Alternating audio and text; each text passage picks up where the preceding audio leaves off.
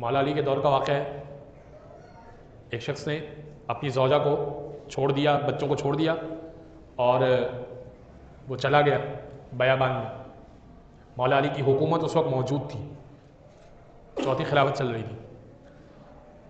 चला गया।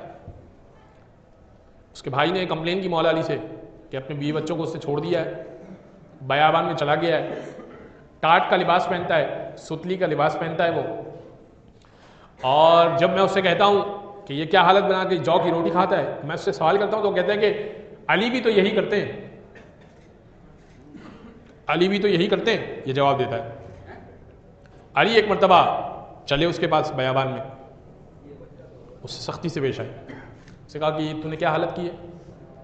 कहा या अली आप भी तो यही ग़िज़ा खाते हैं, यही लिबास पहनते हैं, इबादत आप भी करते हैं, तो अगर मैंने किया तो क्या बुरा किया?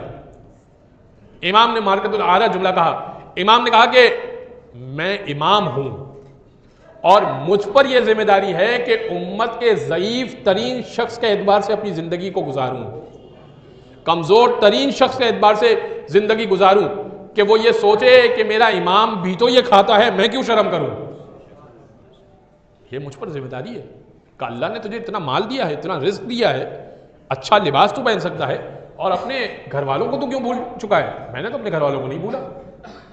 जा और जाकर अपनी ज़िंदगी गुजार, जिस तरह से परवरदिगार ने तुझे नेमतें दी हैं उसी अंदाज से अपनी ज़िंदगी गुजार।